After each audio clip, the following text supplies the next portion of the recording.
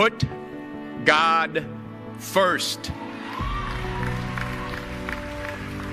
Put God first in everything you do.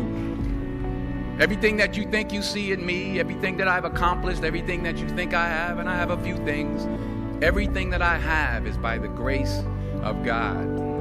Understand that. It's a gift. 40 years ago, March 27th, 1975, it was 40 years ago, just this past March, I was flunking out of college. I had a 1.7 grade point average. I hope none of you can relate. I had a 1.7 grade point average. I was sitting in my mother's beauty shop. They still call it beauty shops now? What they call it now? Yeah, I was sitting in the beauty parlor. I was sitting in my mother's beauty parlor, and I'm looking in the mirror, and I see behind me this woman under the dryer. And every time she looked up, every time I looked up, she was looking at me, just looking me in the eye. And I didn't know who she was, and I said, she said, somebody give me a pen, give me a pencil, I have a prophecy. March 27, 1975, she said, boy, you are going to travel the world and speak to millions of people. Now mind you, I was flunked out of college. I'm thinking about joining the army. I didn't know what I was going to do, and she's telling me I'm going to travel the world and speak to millions of people. Well, I have traveled the world, and I have spoke to millions of people. But that's not the most important thing. She said that the most important thing is that what she taught me, what she told me that day has stayed with me since. I've been protected. I've been directed. I've been corrected. I've kept God in my life, and He's kept me humble. I didn't always stick with Him, but He always stuck with me. So stick with Him in everything you do. If you think you want to do what you think I've done, then do what I've done. And stick with God. Number 2, fail big. That's right. Fail big. Today's the beginning of the rest of your life, and it can be very frightening. It's a new world out there. It's a mean world out there, and you only live once. So do what you feel passionate about. Take chances professionally. Don't be afraid to fail. There's an old IQ test, was 9 dots, and you had to draw 5 lines with a pencil within these 9 dots without lifting the pencil. The only way to do it was to go outside the box. So don't be afraid to go outside the box. Don't be afraid to think outside the box. Don't be afraid to fail big, to dream big. But remember, dreams without goals are just dreams, and they ultimately fuel disappointment. So have dreams, but have goals. Life goals, yearly goals, monthly goals, daily goals. I try to give myself a goal every day. Sometimes it's just to not curse somebody out. Simple goals, but have goals. And understand that to achieve these goals, you must apply discipline and consistency. In order to achieve your goals, you must apply discipline, which you have already done, and consistency every day, not just one Tuesday and miss a few days. You have to work at it every day. You have to plan every day. You heard the saying, we don't plan to fail, we fail to plan. Hard work works. Working really hard is what successful people do. And in this text, tweet, twerk world that you've grown up in, remember, just because you're doing a lot more doesn't mean you're getting a lot more done. Remember that. Just because you're doing a lot more doesn't mean you're getting a lot more done. Don't confuse movement with progress. My mother told me, she said, yeah, because you can run in place all the time and never get anywhere. So continue to strive, continue to have goals, continue to progress. Number 3, you'll never see a U-Haul behind a hearse. I'll say it again. You'll never see a U-Haul behind a hearse. I don't care how much money you make, you can't take it with you. The Egyptians tried it. They got robbed. That's all they got. You can't take it with you. And it's not how much you have. It's what you do with what you have. We all have different talents. Some of you will be doctors, some lawyers, some scientists, some educators, some nurses, some teachers. Yeah, okay. Some preachers. The most selfish thing you can do in this world is help someone else. Why is it selfish? Because the gratification, the goodness that comes to you, the good feeling that I get from helping others, nothing's better than that. Well, one or two things, but nothing's better than that. Not jewelry, not big house I have, not the cars, but it's the joy. That's where the joy is, in helping others. That's where the success is, in helping others. Finally, I pray that you put your slippers way under the bed tonight, so that when you wake up in the morning, you have to get on your knees to reach them. And while you're down there, say thank you for grace.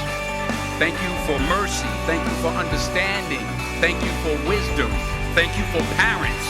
Thank you for love. Thank you for kindness. Thank you for humility. Thank you for peace. Thank you for prosperity. Say thank you in advance for what's already yours. It's how I live my life. That's why I am. One of the reasons why I am today. Say thank you in advance for what is already yours. True desire in the heart for anything good is God's proof to you, sent beforehand to indicate that it's yours already. I'll say it again. True desire in the heart, that itch that you have, whatever it is you want to do, that thing that you want to do to help others and to grow and to make money, that desire, that itch, that's God's proof to you, sent beforehand already to indicate that it's yours. And anything you want good, you can have. So claim it. Work hard to get it. When you get it, reach back. Pull someone else up. Each one, teach one.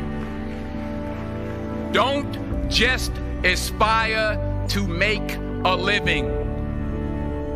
Aspire to make a difference. Every failed experiment is one step closer to success. You've got to take risks, and I'm sure you've probably heard that before, but I want to talk to you about why that's so important. I got 3 reasons, and you can pick up your iPhones. First, you will fail at some point in your life. Accept it. You will lose. You will embarrass yourself. You will suck at something. There's no doubt about it. And I know that's probably not a traditional message for a graduation ceremony, but hey, I'm telling you, embrace it, because it's inevitable. And I should know. In the acting business, you fail all the time. Early on in my career, I auditioned for a part in a Broadway musical. Perfect role for me, I thought, except for the fact that I can't sing. So I'm in the wings. I'm about to go on stage, but the guy in front of me, he's singing like paparazzi. He's just going on and on and on, and I'm just shrinking. I'm getting smaller and smaller. So they say, "Oh, thank you very much, and you'll be hearing from us." So I come out with my little sheet music, and it was Just My Imagination by the Temptations. That's what I came up with. So I hand it to the accompanist, and she looks at it and looks at me, looks at the director, and it's like, nice. So I start, I'm going to sing.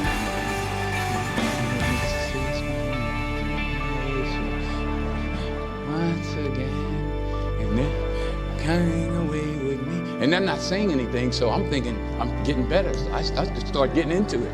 It was just running. They say, oh, yeah, thank you very much, Mr. Washington, thank you. So I assumed I didn't get the job. But the next part of the audition, he called me back. The next part of the audition is the acting part of the audition. I'm like, hey, okay, maybe I can't sing, but I know I can act. So they pair me with this guy, and again, I didn't know about musical theater.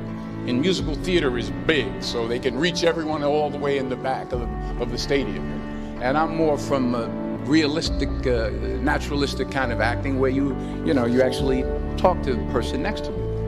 So I don't know what my line was. My line was, well, hand me the cup.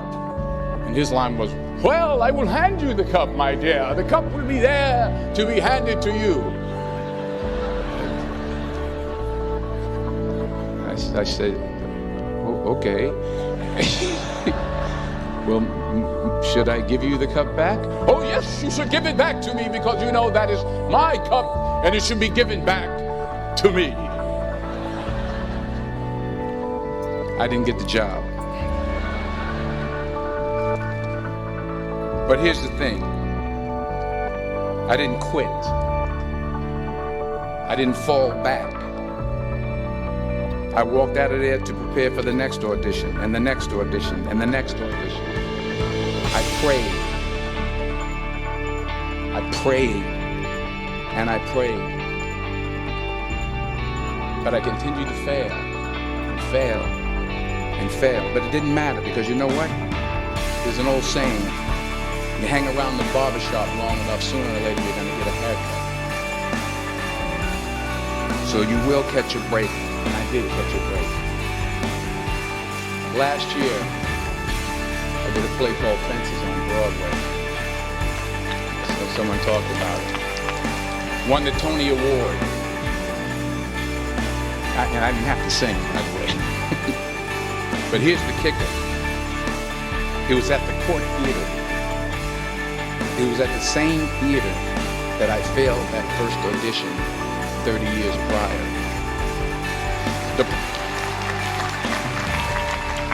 The point is, and I'll pick up the pace, the point is every graduate here today has the training and the talent to succeed. But do you have the guts to fail? Here's my second point about failure. If you don't fail, you're not even trying. I'll say it again. If you don't fail, you're not even trying. My wife told me this great expression. To get something you never had, you have to do something you never did. Les Brown's a motivational speaker. He made an analogy about this. He says, imagine you're on your deathbed, and standing around your deathbed are the ghosts representing your unfulfilled potential. The ghost of the ideas you never acted on. The ghost of the talents you didn't use. And they're standing around your bed, angry, disappointed, and upset. They say, we came to you because you could have brought us to life, they say. And now we have to go to the grave together. So I ask you today, how many ghosts are going to be around your bed when your time comes? You've invested a lot in your education, and people have invested in you. And let me tell you, the world needs your talents, man, does it ever. I just got back from Africa like 2 days ago, so if I'm rambling on, it's because I'm jet lagged. I just got back from South Africa. It's a beautiful country, but there are places there with terrible poverty that need help. And Africa is just the tip of the iceberg. The Middle East needs your help. Japan needs your help. Alabama needs your help. Tennessee needs your help. Louisiana needs your help. Philadelphia needs your help.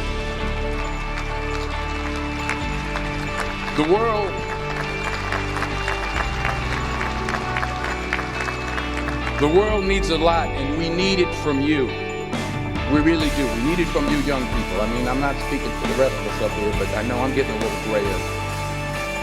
We need it from you, the young people. Let's remember this. So you got to get out there.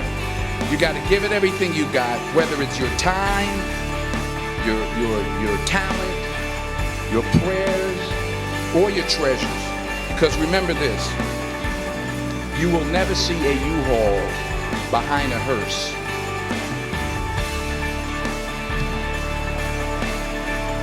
I'll say it again. You will never see a U-Haul behind a hearse. You can't take it with you. The Egyptians tried it, and all they got was robbed. So the question is, what are you going to do with what you have? I'm not talking about how much you have. Some of you are business majors. Some of you are theologians, nurses, sociologists. Some of you have money. Some of you have patience. Some of you have kindness. Some of you have love. Some of you have the gift of long suffering. Whatever it is, whatever your gift is, what are you going to do with what you have? All right, now here's my last point about failure. Sometimes it's the best way to figure out where you're going. Your life will never be a straight path. I began at Fordham University as a pre-med student. I took a course called cardiac morphogenesis. I still can't say it. Cardiac morphogenesis. I couldn't read it. I couldn't say it. I sure couldn't pass it. So then I decided to go into pre-law, then journalism. And with no academic focus, my grades took off in their own direction. Yeah, down. I was a 1.8 GPA one semester, and the university very politely suggested that it might be better to take some time off. I was 20 years old. I was at my lowest point. And then one day, and I remember the exact day, March 27th, 1975, I was helping my mother in her beauty shop. My mother owned a beauty shop up in Mount Vernon.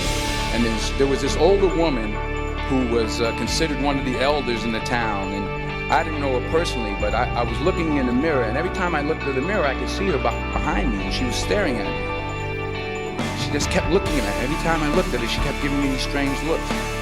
So she finally took the dryer off her head and she said something I'll never forget. First of all, she said, "Somebody give me a piece of paper. Give me a piece of paper." She said, "Young boy, I have a prophecy, a spiritual prophecy."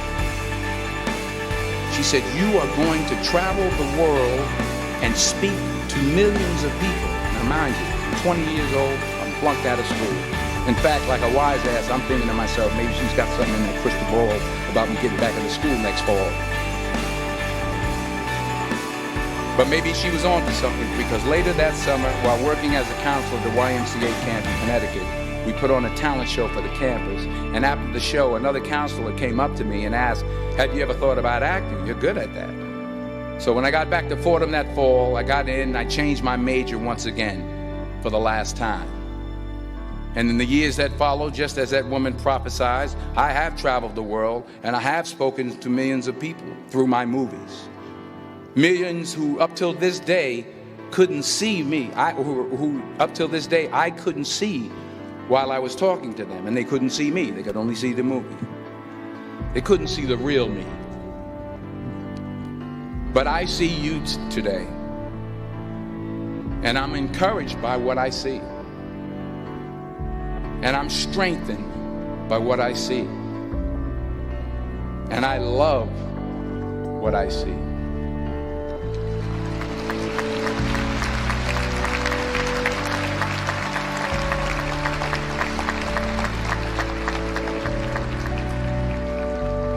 One more page, and I'll shut up. Let me conclude with this one final point, and actually the president kind of brought it up. It has to do with the movie Philadelphia. She stole my material. Many years ago, I did this movie called Philadelphia. We filmed some of the scenes right here on campus. Philadelphia came out in 1993. Most of you were probably still in diapers. Some of the professors too. But that cracked me up. But it was a good movie. Rent it on Netflix. It's a good movie. Rent it. I get 23 cents every time you rent it, please. Truth. Parents up there, rent it.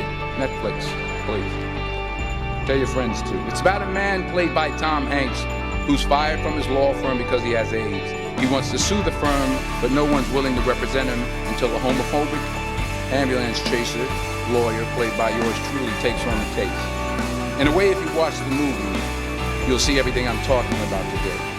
You'll see what I mean about taking risks or being willing to fail. Because taking risk is not just about going for a job. It's also about knowing what you know and what you don't know. It's about being open to people and to ideas. In the course of the film, the character I played begins to take small steps, small risks. He very, very, very slowly begins to overcome his fears. And I feel ultimately his heart becomes flooded with love. And I can't think of a better message as we send you off today. To not only take risks, but to be open to life, to accept new views, and to be open to new opinions. To be willing to speak at a commencement at one of the best universities in the country, even though you're scared stiff. While it may be frightening, it will also be rewarding. Because the chances you take, the people you meet, the people you love, the faith that you have, that's what's going to define you. So members of the class of 2011, this is your mission. When you leave the friendly confines of Philly, never be discouraged.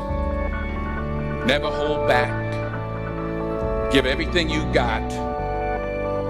And when you fall throughout life, and remember this, fall forward.